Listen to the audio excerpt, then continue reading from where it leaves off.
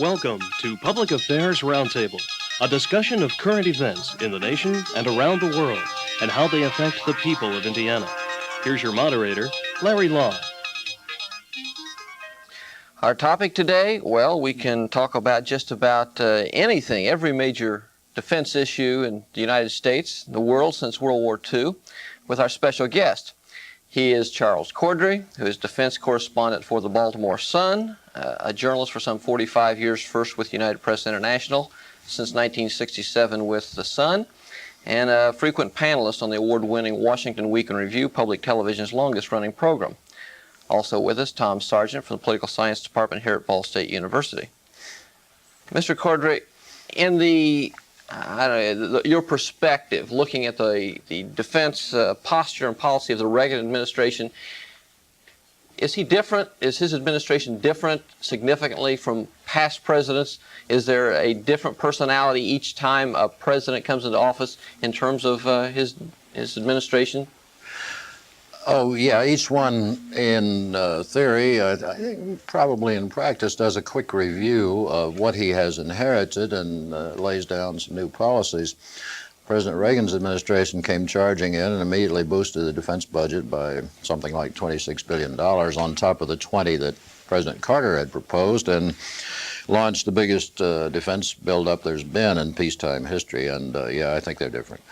In dealing with the administration as a correspondent, is it that different? Is he accessible? Are his officials accessible to you and other members of the Washington Press Corps? Any more, any less than the previous presidents? Well, the president himself is not accessible. I mean, he has interviews with individual newspapers. We in the Sun interviewed him in March of 1986 for, say, a half an hour. You spent about a year getting ready for that kind of thing, or making your case for it, but by and large the president's not terribly accessible. As you know, when he's trying to get on his helicopter, he walks and waves and gets shouted at.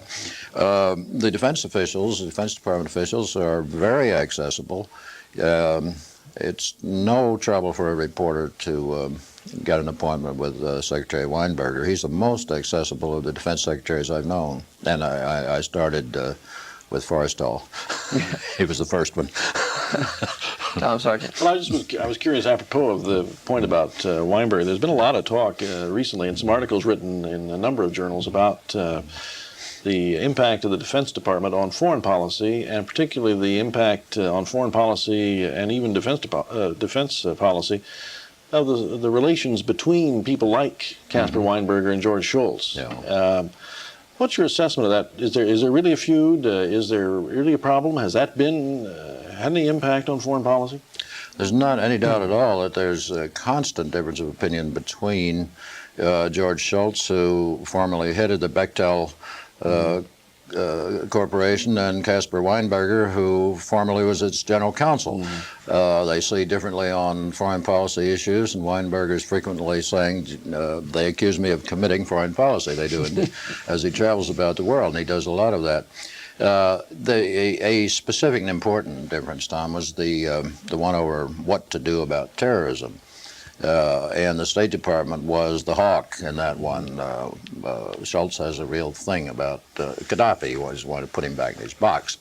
So Weinberger, for all his belligerent attitudes and so on, is very, very cautious about the use of military force. And he argued that striking terrorists, even if you can find out, once you've found out where they are, is not necessarily a good use of the U.S. Armed Forces. Would it promote more terrorism? So there's a difference. There's obvious differences on arms control, but I think those spring from the nature of the two departments. The State Department is there to conduct foreign policy, to reach agreements, compromises. The Defense Department is charged with defending us, and it's very, very cautious about what it might want to give up. But there are conflicts there. How short is the string between defense and between the State Department in terms of the channel to the president? You mean the string or the fuse? Well, whichever. Well, one of the problems, of course, is that the president believes that you should have a cabinet officer to run things, and as we've seen, let him alone. And had not used the National Security Council system as he should have. And the Tower Commission pointed that out in the wake of the Iran thing.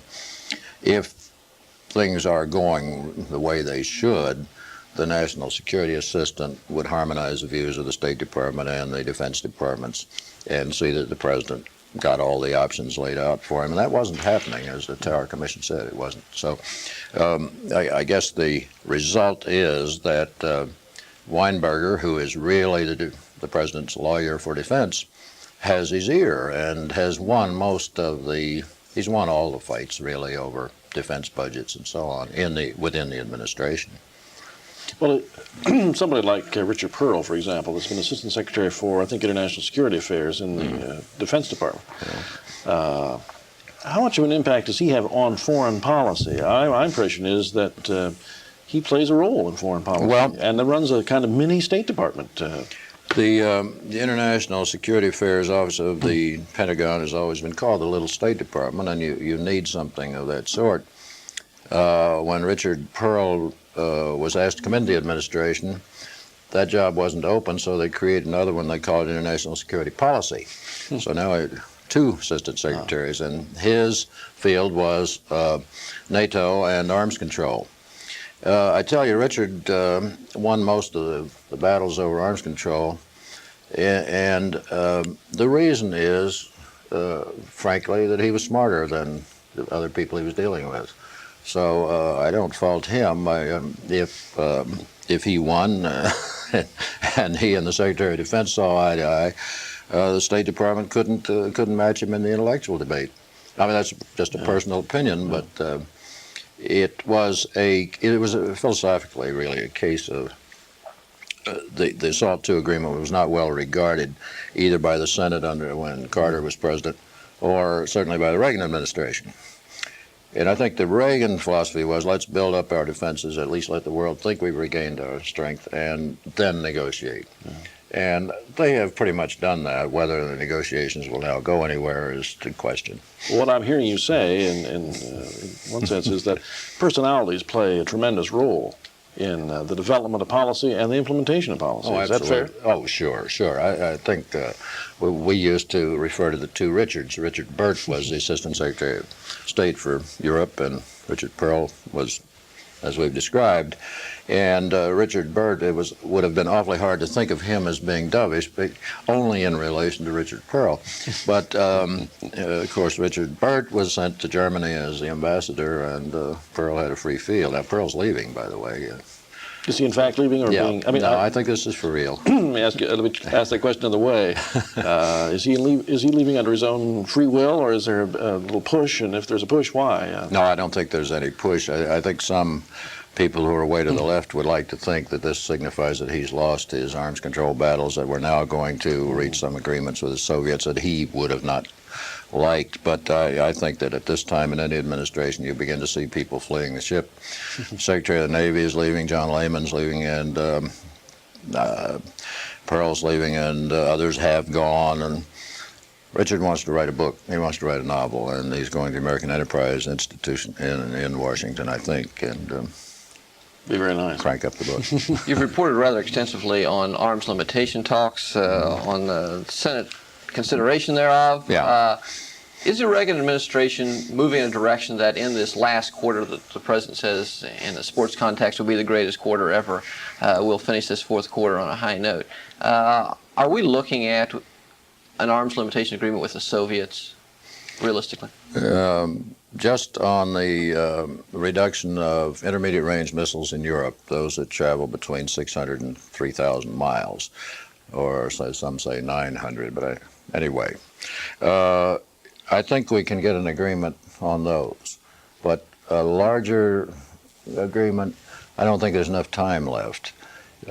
This administration had people at the beginning who used to say SALT treaties are very complicated, very legalistic, full of loopholes, and we're going to have a simple agreement that says let's reduce weapons. They're finding you can't really do that. So what's going on now is that they're trying to write the terms of the treaty for reduction of missiles in Europe. And as I say, I don't believe there's time left to do one on intercontinental missiles and Star Wars. You're saying it's only then of recent that the Reagan administration has taken a rather realistic view of what's possible? Well, there's I don't really mean to be saying that. The agreement that they're proposing for missiles in Europe that Gorbachev has proposed is essentially what Reagan proposed in 1981 on intercontinental weapons. I think, to be fair about it, yes, the administration made proposals that would cause great changes in the Soviet forces, but after all, they should be negotiating the United States' interest. The Russians have had Brezhnev, Andropov, Chernenko, and Gorbachev in the time that Reagan's been president, and there's a little something to be said for President Reagan's point of view that he didn't have anybody to talk to for a long time. Well, let's put that in perspective. Help us put that in perspective a bit. You put it in perspective. Well, no. We've heard these rumors about the fact that the Reagan administration simply has not been able to get their act together with regard to arms control, that there's been a continuing battle within the administration over an arms control policy. My question to you is, first of all, has there been such a problem? Secondly, who are some of the players, or at least groups, on each side? And thirdly, is this any different from any other administration, or is this something pretty new? It's not new, unfortunately, for democracies, and particularly ours, since we have the nuclear weapons in the West, to spend more time, it seems, negotiating among themselves than they do with the Soviet Union to try to get a position that would be acceptable across the board. The Reagan administration, being reluctant to give up anything, particularly when it didn't have a great deal. Our bargaining power is not all that great, or wasn't early on. Anyway, they found themselves under a great deal of pressure from Congress. So you not only had the executive branch busily negotiating within itself, but you had negotiations between the president and members of the House of Representatives and members of the Senate who also had different views.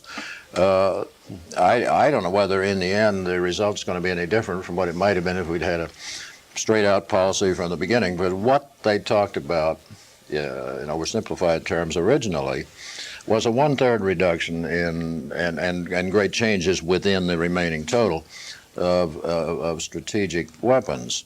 And now what they're talking about is a 50% reduction. Then you get into the details. What will the remaining 50% be? Bombers, missiles, cruise missiles, and all that. So it gets to be very complex. But having said all that, the short answer is yes, I think this administration's had more trouble getting its act together than others have had, beyond doubt. Is this evidence that Reykjavik, that certainly was a somewhat mixed public relations bag at the end. Yeah. And the administration came out immediately with one sort of approach to what the conference was all about, and then in a day or two backtracked and seemed to make it seem as if it were, if not the second coming, at least something on that scale. They did a tremendous public relations job after Reykjavik, and the public supported the president to the hilt. It seems to me what happened at Reykjavik was, and I didn't think this up myself, but I read it and I agree with it, is that both leaders overreached, and the best evidence of that was they talked about getting rid of all nuclear weapons in 10 years, all strategic ones. And I think everybody knows we're not going to get rid of them in 10 years, 20 or 30 or maybe 100, because there's not another option for maintenance of deterrence. But to be fair about it, at Reykjavik, I think they reached a lot of agreement in principle, and that's what they're really working on in Geneva now, on the European missiles and on the 50% reduction in the intercontinental weapons. And what finally caused it to cave in was that the president would not give an inch on the strategic defense, on Star Wars.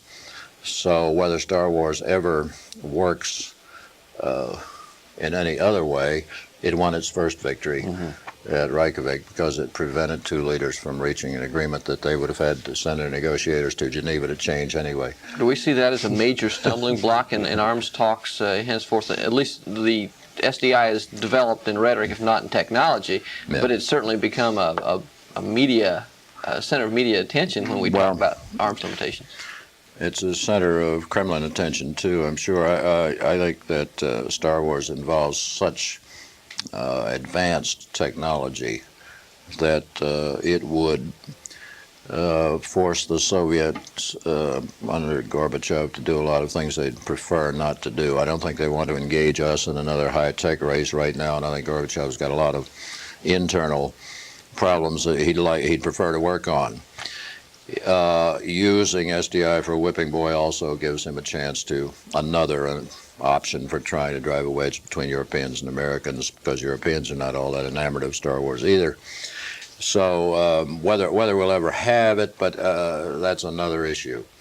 But it has changed the international debate on whether you have to rely on mutual deterrence, or which is mutual suicide, forever, or whether there's another option, which would be defense. And my own personal view is that we aren't far enough along yet to know whether we can have a defense or not. We probably ought to continue doing the research and find out. Is there any validity to the argument that, in fact, Star Wars has had a salutary effect in that it has brought the Russians back to the bargaining table and at least has got the debate continuing? Well, certainly that's the administration's expressed view. The Russians had walked out on the Geneva talks on the issue of European missiles, and I suggest, Tom, another view is possible. I mean, yeah, maybe Star Wars and worry about it brought them back. But they also saw that their tactic was having no influence on Europe, and certainly wasn't having any on us. And if they hoped to influence Europeans in the various ways they have, they better come back to Geneva. So I think both factors were at work there. Can I read just one other point regarding Star Wars, Larry? Maybe there'll be other points, but this one. I'm curious about the proponents and opponents of Star Wars. Are these groups divided by ideology, or are they divided by technology principally? Are the people who are opposed to it because it's not going to work, and they are important and respectable scientists, and they say this isn't going to work, and there's no sense even fooling with it? Or are they persons who are opposed to it on ideological grounds? I wonder a lot about that too. I think that you could find many nuclear physicists opposing Star Wars who, and if you interviewed them closely, you might find they also oppose MX, Trident, and a whole string of other things, and that basically, it may be unfair, but basically there's some kind of a guilt complex from having started this whole nuclear thing, which is a complex they ought not to have. But anyway, I think there's some of that. In the Union of Concerned Scientists, there certainly are very, very bright people who are persuaded that you can't do it. Richard Garvin is one of those, and writes extensively on it. I think there's an interesting point here, by the way, if I may bring it up. What you asked about ideology. You have the Catholic bishops and the Methodist bishops railing against nuclear deterrence and questioning the morality of using nuclear weapons. You certainly have radicals marching in the streets from time to time. You have nuclear freeze movements and so on. And then you have a very conservative president who's raising similar issues. Is nuclear deterrence moral? I don't know whether Mr. Reagan's ever actually used that expression, whether it's moral or immoral, but he created that impression. All in the interest of shifting to a defense which you don't know whether you can do. And the middle of the roaders in Congress and in the fringes of government and so on say maybe the president's undermining deterrence before he has any alternative, and that this is not a wholly good thing. And we'll find out as time goes on and see what happens on budgets and so on. Well, on the other hand, might the Soviets then be content with rather slow progress and arms limitation in hopes that perhaps the administration that follows the '88 election is not so enamored with the dream of SDI as the Reagan administration is? Well, I'm sure that the Soviets would hope, just as many people in Congress hope, that the next president won't be so wedded to SDI. But the Soviets are not dumb. They may be a lot of things, but they're sure not dumb. and they're capable of assessing what we're doing in the field of SDI. We're spending $3, $4, $5 billion a year on it, and I think we will forever. Just to see the research and so on. So they know we're not going to abandon it, and they've got so much work they want to do themselves that my own judgment, from all I can hear, is that the Russians would like to do business with Reagan, but the remaining time, once again, gets you back just to the European missiles. But I mean, Gorbachev would like the international situation to be stable. He's got awful problems, if we think we've got them. Are the Soviets different now under Gorbachev? I mean, are we seeing a new and improved Soviet Union? Mark II. Yeah, sort of the... I guess that hope springs eternal, and we have so many people who would like to think well of the Soviet regime, and so the general assessment is something is happening there. There's no doubt about that. I don't think people have concluded yet what it means, but that Gorbachev is doing some real silly things for the head of a communist party, talking about having elections with more than one name on the ballot, and they're actually going to try it in June, I read, and at least in a local election. Letting people out of the gulags and the mental hospitals, dribbling them out, mind you, and getting a lot of favorable reaction while hundreds stay in. But it is a change, and so I think that the Kremlinologists all over the world are really trying to figure out what the heck all this means. And I think that at bottom he wants to improve the economy of the Soviet Union, and that's a very difficult thing to do in a state-directed economy. I mean, one example, suppose he really does go in for all the advanced methods that we think we're familiar with.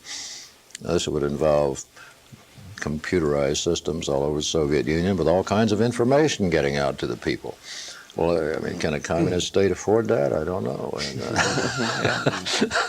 so I think, yes, I think there's change. There's change from those.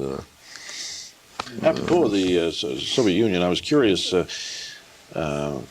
Perception of some of us is that the Soviet Union's military and naval strength, particularly in the Far East and Southwest Asia and Southeast Asia, is much greater now than it was, say, before the 1970s or even before the middle of the 1970s. Is that a perception that first of all, you share, and second, is it one which our leadership in the Pentagon shares as well?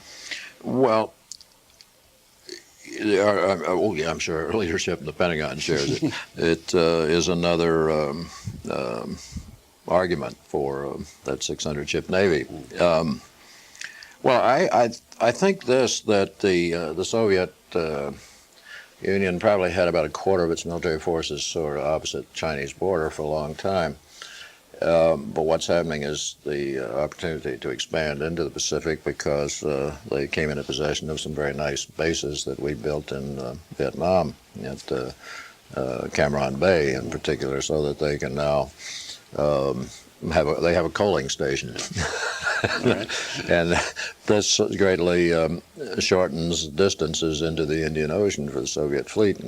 And I think the Soviet Pacific Far East Fleet is growing. Okay. We have but a few minutes here. One thing I'd like you to address it. History, not contemporary journalists, end up judging presidents. Well, Let's leave it that way. How kind will history be to Ronald Reagan in terms of, generally what kind of a president he was, but particularly in foreign policy?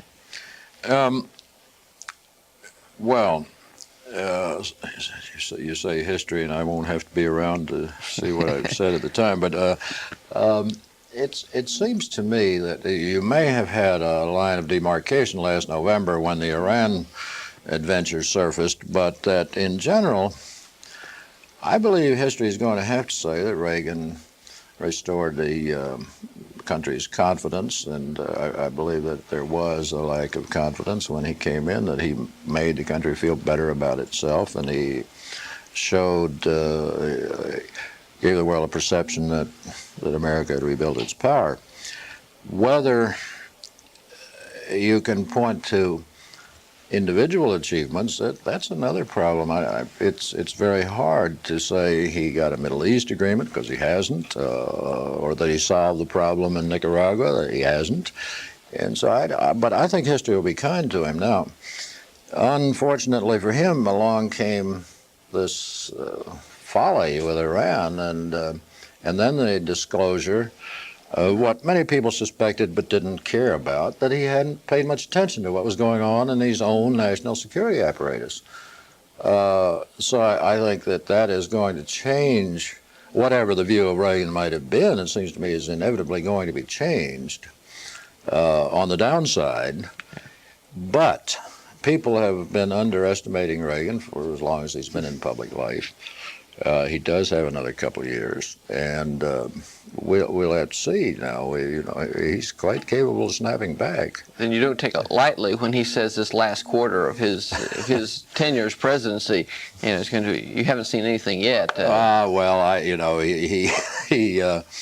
I think his big achievements came early with the tax cut and the tax revision and the rearming, Social Security settlements and things like that. It's awful hard to see how he can really top those in the last 2 years when he's going to be battling Congress. He hasn't made up his mind, apparently, what he's going to do about how he's going to handle the deficit. But he every day says he won't put up with a tax increase, but he's quite capable of finding another name for some kind of way to raise revenues. But defense is going to be at least on a level instead of an upgrade for the rest of this decade, so I don't think he's got any more to show us there. So it's a little hard to see how that last quarter can be like the first. Sorry, we're out of time today. Thanks to our guest, Charles Corddry, who's defense correspondent for the Baltimore Sun, a journalist of some 45 years. Thanks also to Tom Sargent for his time and participation here today. I'm Larry Lough. Thank you for joining us.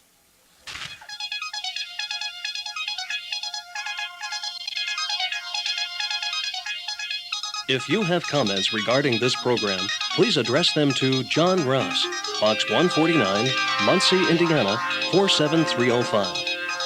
The producer for Public Affairs Roundtable is John Rouse. Associate producers are Bill Mosier and Mike Seaborg. This program is a production of University Media Services, the Department of Political Science, and radio and television stations on the campus of Ball State University in Muncie, Indiana.